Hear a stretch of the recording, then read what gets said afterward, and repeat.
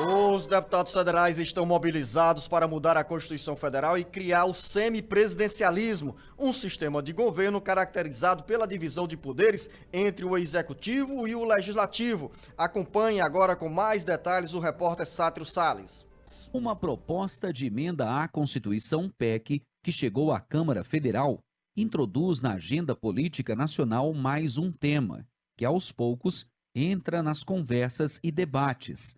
A PEC, apresentada pelo deputado Luiz Carlos, com o apoio de mais de 180 parlamentares, institui o semipresidencialismo e o voto distrital misto no Brasil a partir das eleições de 2030. Pela proposta, o presidente eleito pelo voto popular direto divide o poder com um primeiro-ministro nomeado por ele, ouvindo os partidos com maiores representações na Câmara. De acordo com essa proposta, o primeiro-ministro será um dos integrantes do Congresso Nacional maiores de 35 anos. Pela definição do texto, o presidente da República atua como chefe de Estado e comandante supremo das Forças Armadas, com o dever de garantir a unidade e a independência da República, a defesa nacional e o livre exercício das instituições democráticas. Já o primeiro-ministro, juntamente com o Conselho de Ministros de Estado, chefia do governo, elabora e apresenta ao presidente da República o programa de governo e, uma vez aprovado, comunica o seu teor à Câmara dos Deputados. Deve comparecer mensalmente ao Congresso para explicar a execução de programas do governo ou expor assuntos de relevância para o país, sustentando-se. Quando esse apoio faltar, todos os ministros devem renunciar ou a Câmara pode votar a destituição do governo por meio do voto de censura. Com informações dos bastidores políticos, Sátiro Salles. Vamos continuar falando sobre esse assunto porque o Jornal Alerta Geral recebe hoje o advogado especialista em direito eleitoral, Dr. Maia Pinto. Dr. Maia Pinto, tem espaço para semipresidencialismo no Brasil? Bom dia, seja bem-vindo ao Jornal Alerta Geral. Bom dia, Luzanô, bom dia, Beto. É um prazer muito grande falar com a sua audiência, sempre qualificada, do seu programa que cada vez mais tem se tornado uma referência na política do Ceará.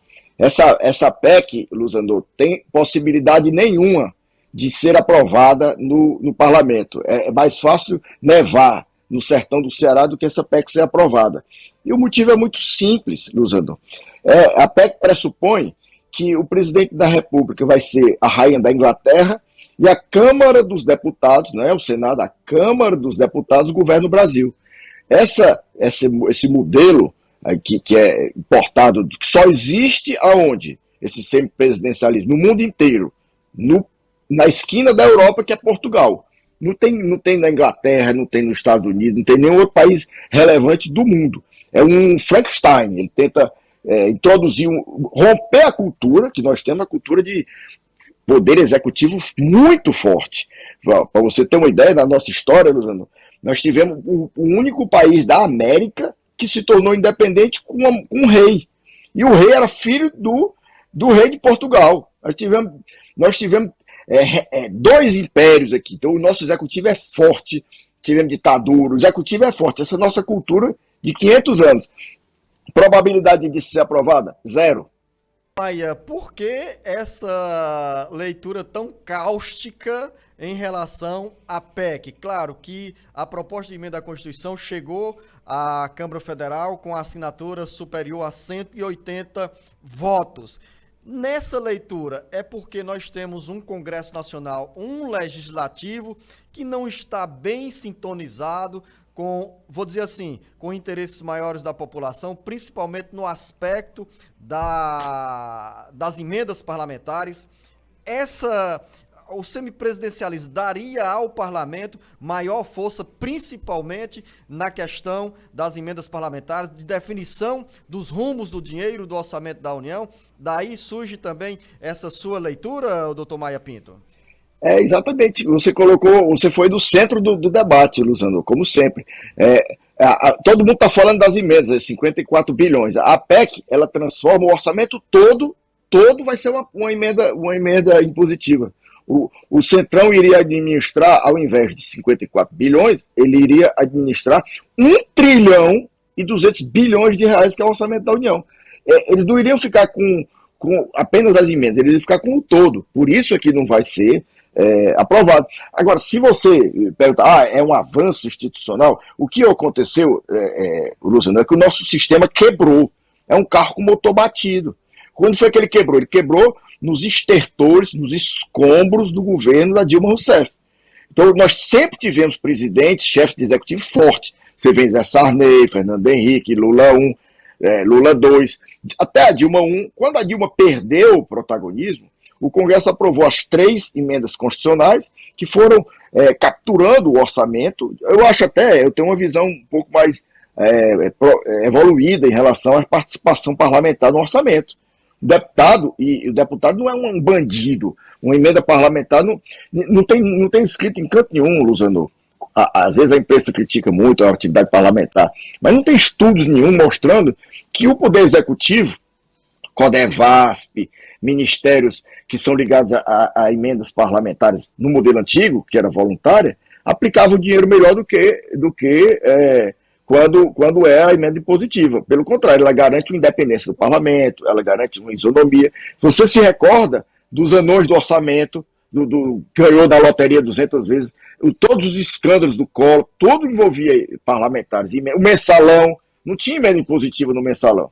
Então, a ideia de que há uma ideia de corrupção é uma ideia sistêmica e estrutural que deve ser combatida com fiscalização e tal. Mas o que nós temos é um modelo falido, quebrado, e a PEC tenta fazer o quê? Ela tenta chancelar a quebra do modelo.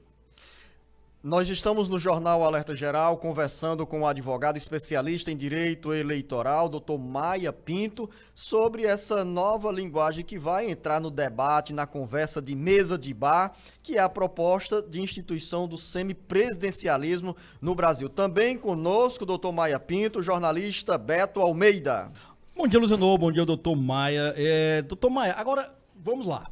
A gente já tentou, inclusive, fazer alguma mudança no sistema de governo nosso. Eu me lembro de 1993 e acabou que foi rejeitado a proposta entre semipresidencialismo, parlamentarismo. E eu pergunto para o senhor o seguinte: o senhor já se mostrou que é contrário a esse sistema, ao semipresidencialismo, e o parlamentarismo é algo que estaria fora, por exemplo, hoje, novamente, da nossa realidade? Porque eu vejo como essa tentativa de mudar o sistema de governo, doutor Maia, como uma forma de instituir também um poder executivo mais centralizado, que não esteja tão suscetível à crise. O senhor citou aí o caso da presidente Dilma Rousseff, mas a gente ainda está traumatizado com isso. O impeachment de um presidente da República é algo muito lento, muito demorado, custoso para o país. Já num sistema como o parlamentarismo e o semipresidencialismo, essas coisas iriam acontecer de uma forma mais tranquila. Então, assim, nós não temos hoje ainda uma abertura política para fazer uma mudança dessa, por exemplo?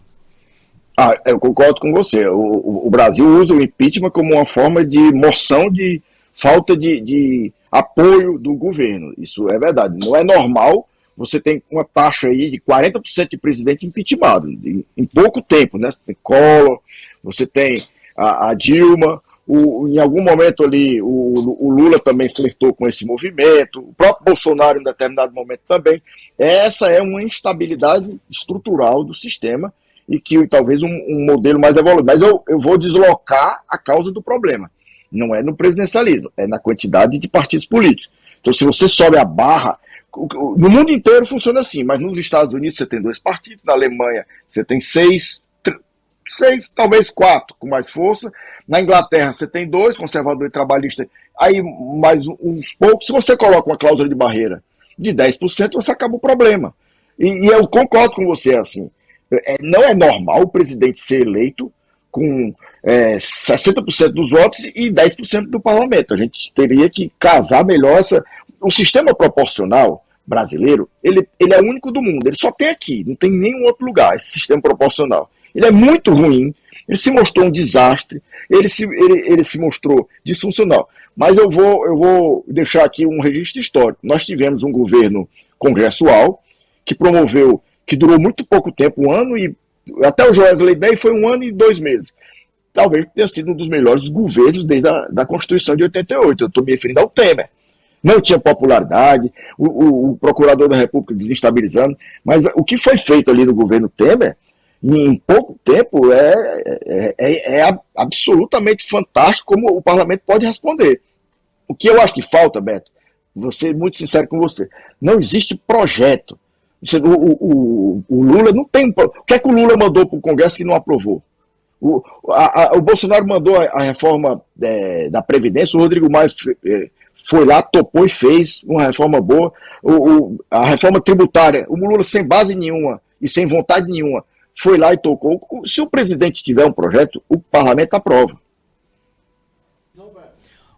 Então, nesse caso, por exemplo, essa PEC que foi aí protocolada, ela também trabalha a questão do voto distrital misto, né? E eu pergunto para o senhor o seguinte, primeiro que o senhor explicasse para aqui, para o nosso ouvinte, de forma muito clara, o que é esse voto distrital misto e se isso resolveria, por exemplo, essa questão da nossa representatividade, dessa quantidade imensa de partidos políticos que nós temos. Afinal de contas, é bom o sistema distrital misto, na sua opinião? É excelente. É o melhor sistema do planeta. É o que usa na Alemanha. A Alemanha é um sistema puro, nos Estados Unidos é um sistema mais federalizado, mas é semelhante a um sistema puro também. Mas a ideia do sistema misto é o seguinte, não é a quantidade de partidos, que é um problema sério, mas o sistema misto resolve um problema bem típico do Brasil, que é você saber em quem você votou. Porque quando você transforma, o que é que ocorre? O deputado vai ser um vereador federal. Então, você vai saber, o camarada que mora lá no Crateús, na região dos Inhamuns, que mora no Cariri, que mora na região norte, vai ter o deputado lá, mesmo que você não vota nele, se ele for lá no parlamento e votar contra os interesses da população, a gente vai saber quem é o deputado do Cariri, a gente sabe quem é o deputado do Crateús, do Sertão Centro, do Quixadá, do Xeramubim. Então o eleitor, a ligação, Beto, entre o eleitor e o deputado, ela fica permanente.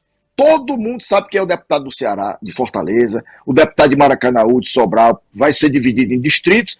Então, isso dá um background, uma compliance no exercício do mandato absolutamente fantástico. Eu sou entusiasta dessa ideia. E aí, o que é que se criticava, né? Por que é o misto? Né? Isso aí é o puro. Divide em distritos, todo mundo sabe quem é o vereador federal.